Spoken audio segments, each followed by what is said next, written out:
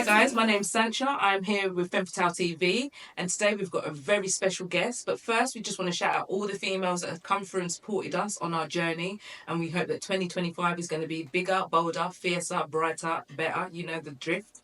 I'd like to introduce you to our first guest, Talia Storm. Hi everybody! Oh, I'm so happy to be here. Oh, we're so pleased to have you. This is amazing, especially for Christmas. Yes. I want to jump straight into it. How's it all been going with you in terms of music this year? Amazing. I just released my Christmas EP. Yeah. Now, I've wanted to do Christmas for so long. Like this idea of defrosting, I'm like Mariah's biggest fan. And I was like, I think just now is the time. I spent the summer in Los Angeles working on all my music for next year, and I thought so much has gone on behind the scenes that I've actually not put out much music this year. So I was like, this is perfect. It's going to set the tone for 2025. And I think every Christmas I want to drop at least like 1 or 2 songs so that by the time I'm like 30, 35, I've got like a Christmas repertoire. Tell me something. So you've got a single that's called, is it Auld Lang Syne? Auld Lang Syne. Do you know, well, obviously you do because you wrote it. What's the meaning behind that? So this is obviously Robert Burns. It is the Scottish song. It's a New Year's Eve song. But in Scotland, we actually sing it quite a lot. We've got like Burns Night, Burns Supper, and I always sing it at like the Christmas parties and the Burns Nights. I actually sang it at Boysdale in, I think it was 2 Burns nights ago, so it's January. And I was like, you know what, this is actually a Scottish song. I'm Scottish, let's just embrace it, let's own it. And I wanted to do it for ages. And then the first one is like my twist on it, and then the second one is the jazz version, because my roots are jazz, and that's what I listen to 24/7. My dad's a jazz pianist, and that's what I grew up on. But I actually don't have any music out that reflects that much compared to the music that I have on my phone that I've done over the last 10 years. I think that my goal now is to just get the music out that I've spent so long on instead of just keeping it. And I love that you always try different things as well, that's not necessarily sort of like status quo. And your background is really different, because I love that you mentioned Scotland. Like, growing up in Scotland, what was the music opportunities like there? You know, Scotland really made me who I am in terms of it's freezing. You kind of lived indoors. And the funniest thing is I'm always complaining about how cold I am. And everyone's always like, Talia, but you're from Scotland, you should be built for it. But I'm like, no, because it was so cold, we actually never went outside. Like, we stayed indoors, and we'd always like go around to other people's houses and wouldn't even go in the garden because it's just frost. Anyway.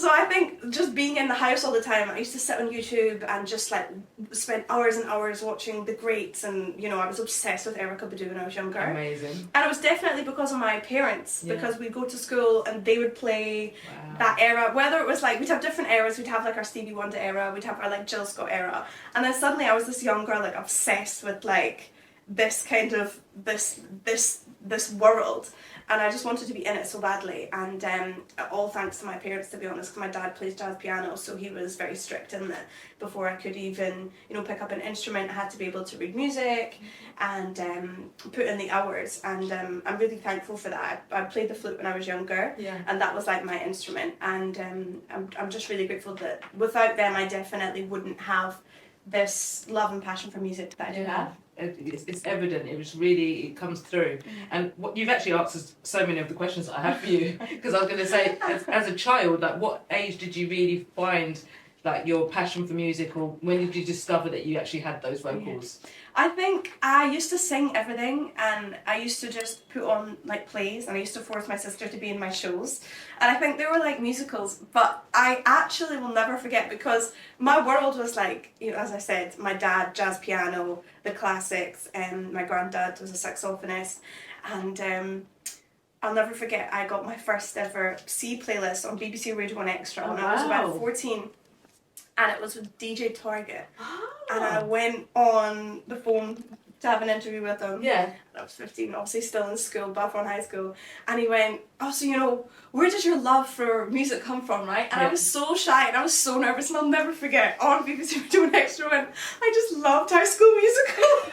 I was like, as if I have this love and passion for music, and I am out here on BBC Radio 1 Extra reciting Troy and Gabriella. Like, there's nothing But to it do. was age appropriate. Right, okay. It was I panicked. Well, you could have said something so left that's not, it's not so bad. It's quite bad, but it's because I actually still enjoy watching it with my children, so it's all no, good. it's phenomenal. Yeah. But that was nowhere near what my music sounded like, No. especially not the song that just been playlisted. And definitely not DJ Target's caption. It was like, I went back because I phoned it from my mum's car because our house is so noisy. I've got 2 younger brothers and an older sister. I went back into the house and they were all just looking at me like, well, what can they say? I'm 15, I don't know any better. I was pan nervous. Anyway, I'll never forget that, so yeah. So, speaking of that time, did you write that song yourself, or was you doing covers mostly? Like, when did you discover you could write? So I used to do poems. Yeah. I like poems, and these poems were not good, but they were poems. I was quite the poetic young Talia, and I got my big break when I handed my demo tape to Sir Elton John's partner. Yeah. And the older I get, the more surreal the story becomes, because I mean, obviously I've told this story my entire life. Yeah. But I feel like now that I'm now 26, I'm like, oh my goodness, Elton John called my mobile. Like, it's the whole thing is surreal. So that was my big break at 13. But I think it was only, I'm only now really finding my feet. Yeah. And I'll never forget, he said 2 things. He said, success is of 1,000 fathers. And he said, it's going to take you a good 10 years to even begin. Yeah. Now, at 13, I was like, this is insane. Like, I was like, no, I'm going to do it before that. And then obviously by 15, I've got a song playlisted. Mm-hmm. But when I tell you, I had 1 gazillion almost moments. Mm-hmm. And I think it's only now I really do realise that it is divine timing, and you weren't ready. No matter how ready you thought you were, you've got to go through all that to really find your sound. And I think even now, I would say only this year I really have found exactly where I'm meant to be in my artistry and within my own music space. I think it's a growing process, because I think that you grow, your experiences change, so therefore your content's going to change. Yeah. Then you've got to work with different producers, you've got to find your sound. Yeah. I think that, like, you know, exploring jazz and then the R&B, like that, what you do, and then there's probably other genres that you want to play around with. So it would be nice to hear sort of like a little medley of things, but it's been beautiful to see the progress. Yeah. And I think self-belief is a big part of it, because, you know, you do go through all these things and then you do really think, goodness, like, I was so close, I've had all these people. Like, Drake's lawyer signed me when I was 15 and we met Drake backstage. He got us to meet him. So I've got all these photos of, like, me hugging Drake. What age? 15. My mum hugging Drake. He, like, loved my mum, and, like, we gave him, like, a bottle of Scottish whiskey, and it was just, like... So like, my grandma's popping off. Yeah. But, you know, and I signed my first and only ever record deal when I was 15, but within 6 months, I was in Scotland, my A&R got fired, that's just what happens. Whatever. Yeah. But that was meant to happen. Yeah. And I think when I was younger, I just couldn't really understand. But, you know, it doesn't matter what superstar you think of, everybody has their own tale, and it is survival of the fittest. It's keep going when everything seems perhaps not going your way, but actually it is going your way, and it's guiding you to really where you're meant to be.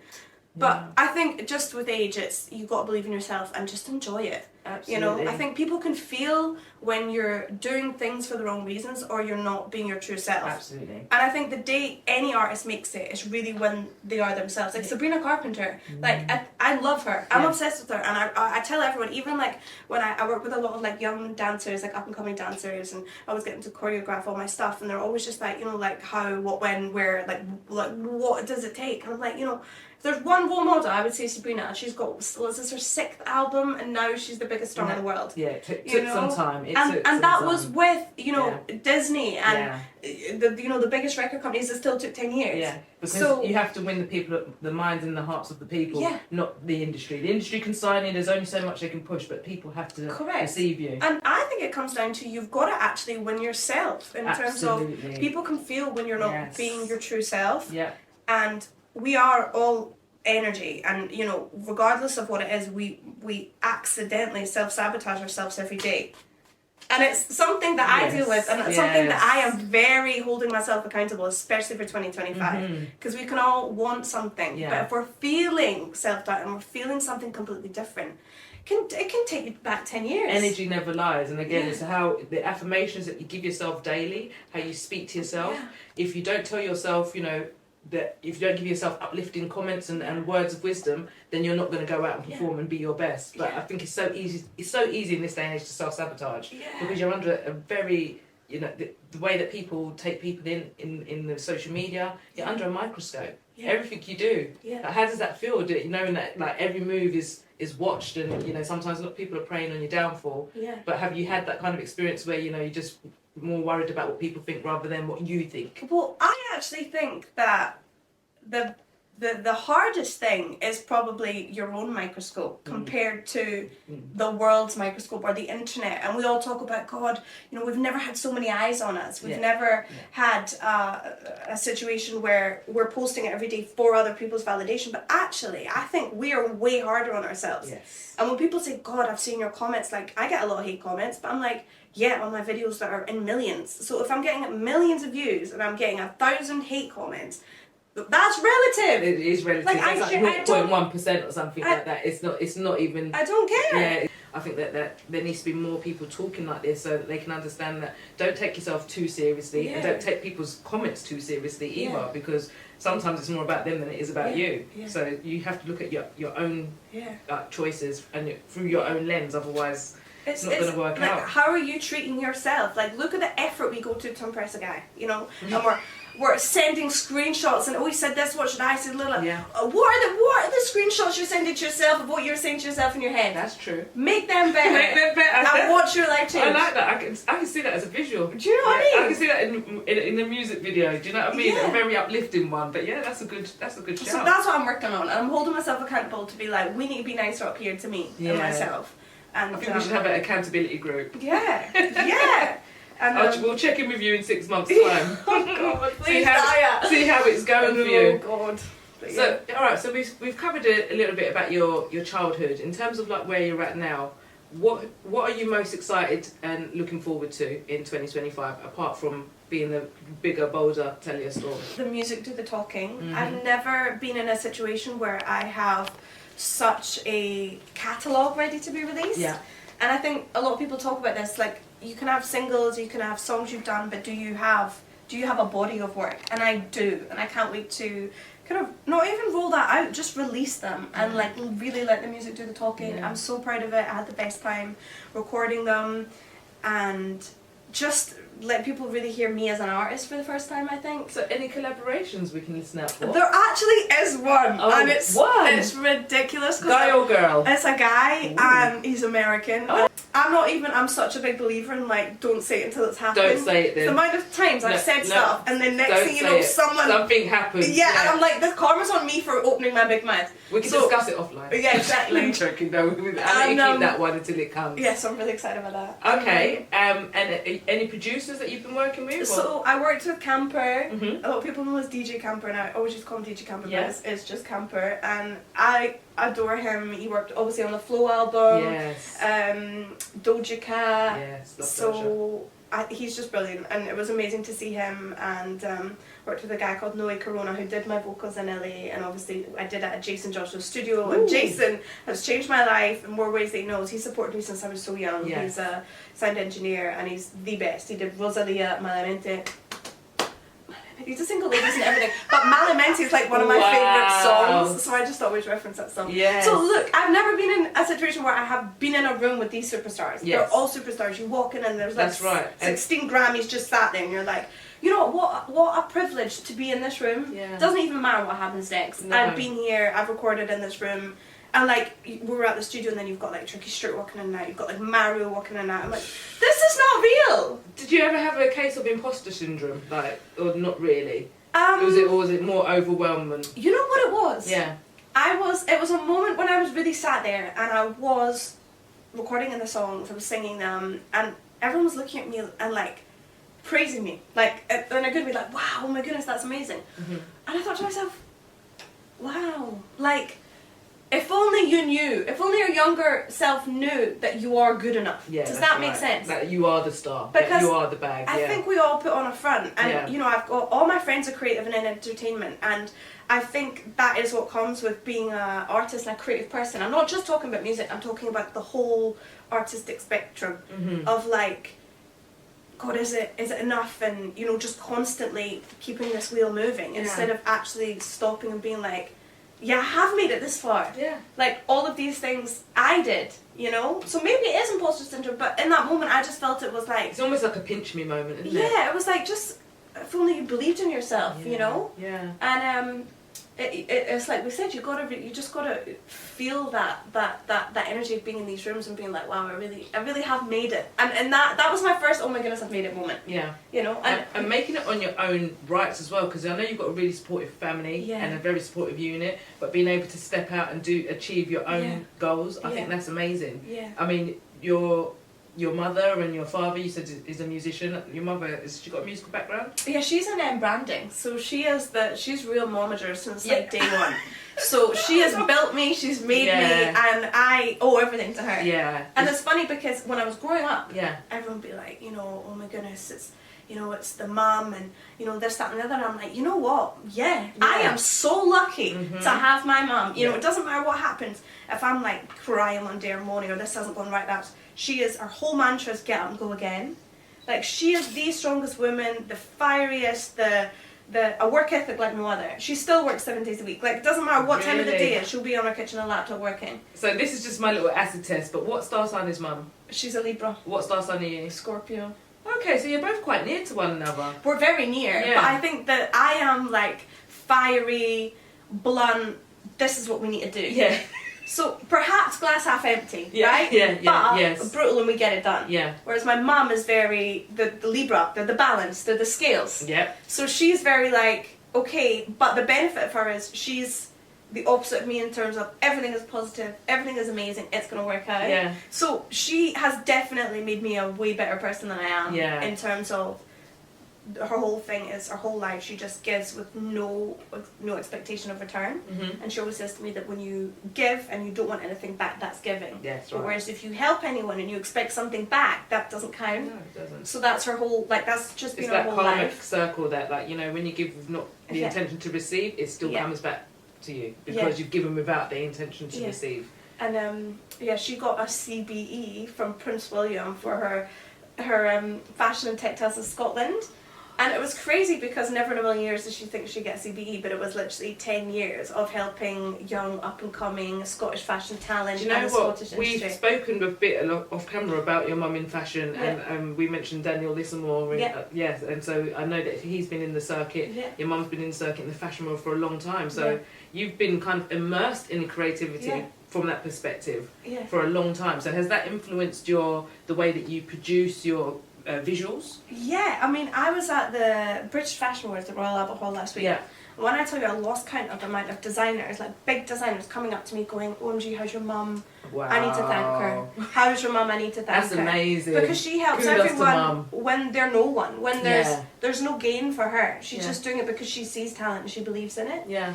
And that's why when anyone comes from me trying to slag me off about my mum, I'm like, my mum is the best thing that's ever happened to me. And you wouldn't be here without her. And you have no idea, but also I don't feel like I need to explain myself. Right. Like, okay, you think that. That's on you. Entitled to your opinion. Yeah. But that's my mum. You know? So piss off. And anyone comes for her, they need to go through the Scorpio for it. Yeah, I feel like you're a Scorpio cusp Sagittarius because you know what? I feel like you are. I can feel the fire. I know. It's maybe because you're wearing red. I don't know. There is some fire. Yeah, there's a lot of fire. This is why I'm single, guys. But you know what? We've got a goal. So, in regards to inspirations outside of your evident mother, any musical inspirations or anyone that's, you mentioned Erykah Badu as well, anybody else that's really inspired your career? Right, I'm obsessed with Leon Thomas. Like, oh my goodness, he was I actually thought he was going to be number 1 on my Spotify, but he was actually number 2. But anyway, this man, I can listen to him on loop, he's an album guy. Yes. And I think that's what I want to be as an artist. Like, if you even think of like Tyler, the Creator, you know, and I think, you know, these listening parties and they're selling out arenas just to come and listen to the album. Like, I think like I feel like that's when you're like you're an artist, you know, when you can just put out an album and you've done it. So I love Leon Thomas, I love Sasha Keeble, I just love my R&B, but there's two sides of me. I'm either super R&B, Brent Faiyaz, Leon Thomas on loop, or I'm like proper rap and I've got like nines on loop and like big up nines. like a pot of paper, like proper like British, like obviously. I love that you're mentioning the British. Do you like a bit of scraps? Well, the thing is, I feel like I'm new to scraps. Yeah. because I'm from Glasgow. That's true. So you're doing well anyway. So you know, when yeah. this, I feel like I associate music to eras of my life. Okay. So when I was in LA in summer, I was Leon Thomas, I was listening to Camper, and that was like the era. Yes. Last year, I was like Brent Faiyette's Heartbreak era. So now I listen to Brent, and I'm like, OMG, it brings back all these emotions. Yeah. But It's nostalgic. I love tying albums to a moment of my life. Yeah. So last year, like Nines was my top #1 on Spotify Rap. Wow. But that was because I did Crop Circle 3. And I was in Scotland doing my radio show. Okay. And I think Meek's Manny was #2 because at the start of the year I had these friends in Manchester and I kept going to Manchester and they were always playing Meek's. And now I listen to Meek's, you know, Can't Stop, Won't Stop, and it reminds me of Manchester, but it's not necessarily. No, from Manchester, but it's just like that time where you was. It's like Yes, when you're on where I was. holiday and you hear a song, Yeah. you're like, well, when we went to Iron Apple, at the time, they was playing gigs, talking the hardest. Yeah. And so now, every time I hear that, I just think It of Napa. brings you back. So Yeah. I love, you know, as my dad always says, it's not good to live in the past, but I love associating songs to that. So when I listen to Nice now, I'm like, OMG, Crop Circle 3, I did the film, and I wasn't a proper Nines fan before Crop Circle 3. But then amazing what they churned out those crop suddenly I was in its film and Yeah. I'm like, OMG, Yeah. I love it, you know? How did that feel, like crossing over to do a little bit of acting? That was, I look back on that sometimes. Me and my brother, because he's a big Nines fan, Yeah. we'll put it on the TV and we'll just might get drunk. Watch it. And it's the funniest thing because I'm like, OMG, I don't think I realised how sick that was at the time. I think we're going to see a bit more. Do you think we're going to do a bit more acting? Yeah, for sure. I for think sure. so. I can see you being a Bond girl or something. You know what? Yeah. I bet you can feel that. Yeah, I think that's got to be the funniest story. As if my first ever acting thing was for Nines Crop Circle. That will make me laugh forever. Oh, amazing. And Something also, you can show the children and the grandchildren. Yeah, and like me, like being a married Alhan, like that's hilarious. So like, yeah, get that on the show reel. Yeah, for real. Anyway, so amazing. I've got my either Lover Girl or my like British rap, and that's like I'm like very bipolar with it, but slay. Okay, so I'm going to move on to female empowerment. Yes. But you mentioned your stint in LA, or you Yeah. go to and fro, and as you may or may not be aware of some of the news happening around sort of like female safety in these spaces. How do you feel about women in the music industry and you know them having safer spaces to work in? I mean, I know you collaborate with men and women, and don't we all? But do you feel like it's something that there needs to be more emphasis on it, or? Yeah, definitely. But I think everything in good time, Mm-hmm. and I think it is perhaps sad that these are just standards. Like I wouldn't go to the studio on my own. Yeah, like absolutely. But we're just used to these types of things. Yeah. But if you take a step back, is that right? The amount of precautions you have to go to just in case. Now I have had a very lucky, very amazing time that I've never been in any bad situation, and I'm so grateful for all the amazing people I've worked with. But I know a lot of people that haven't had that privilege of having a good experience. Yeah. So, you know, of course, wouldn't it be nice to get to a place where, you know, young girls don't have to, you know, rally up a group of girls to go to the studio because they want to be a pop star. Yeah. Of course, that's the end goal. Of course. But there's a lot of people that will be preying on that correct. You know. And I think the thing is I am fiery, so Yeah. I know that if I'm ever in a situation, I am able to handle myself. Mm-hmm. But I know that not a lot of people don't have that. That's So right. I think it is our job, the ones that are more fiery and more confident, when they get to a certain stage, to be like, actually, hang on a minute, what can I do to look after the people up and coming up? Yeah. So I take my hat off to everybody coming out, especially Ray. I think she's been a really good advocate Absolutely. for paving a new way for what the standards should be and how they should be. Yeah. But you know, at the same time, music industry is, no matter what way you want to look at it, it is transactional in terms of certain producers work with you because of your status, and That's it's very right. difficult to get a higher level producer to get to you if you don't have that That's status very true. or the numbers. Yeah. So I think, you know, I think it's amazing what a lot of females are doing, but I think we definitely have a long way to go. Especially coming up in the industry, you know, you never network vertically, you always network horizontally, because if you go for people that's on your level, then you can all rise together. Whereas if you're trying to get up there, then the likelihood of somebody maybe taking advantage of you is going to be higher. Yeah. So I do feel as though that there needs to be more people talking about the safety precautions you should take and can be taken.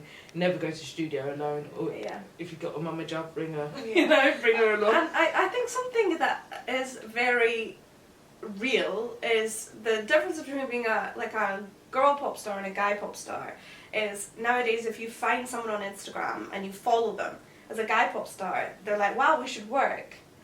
As a girl pop star, it's like, wow, let me take you for drinks.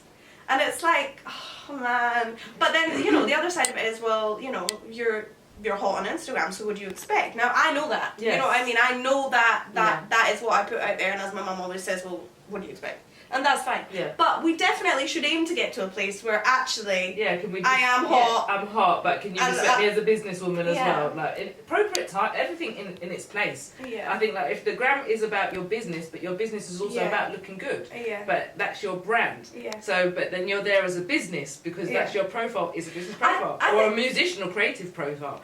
Yeah. So in the right space, so like you're out in a party, that's the place maybe, you know, you expect to get approached, not just like random Yeah. DMs, but it is Yeah. what it is, isn't it? So yeah, that is. I think that is part a shame. Yeah. Where you know, Instagram is such a good tool to find people and network. You know, Absolutely. you can find people all around the world Yeah. and send them your music. But the downside it is, you know, if you do put out a certain look, i.e., I think a lot of people are surprised that I've got brains, straight A student, and I'm a businesswoman. So I dare you. Love your feistiness and your forwardness and your creativity. It really transcends through. So before we go, we like to ask all of our guests Ooh. one special thing, which is their favourite F word. What's your favourite F word, Talia? No, it's definitely fucking fuck. It's not just fuck, it's fucking fuck. That's what me and my mum. It's a double F. Yeah. Me and my mum on the phone call fucking fuck. Like it's a very Scottish thing, and we might even emphasise the Scottish in it. Yeah. But yeah, so if you ever hear me and my mum and I call it fuck. Oh, that is amazing. Well, we can't beat that, can You know, we? straight to the point. Do you know what I mean? But yeah. Well, thank you so much for coming through. We wish you all the success for the new year, beautiful Christmas, and all the best luck with your Christmas single. Thank you so much for having me. I love them.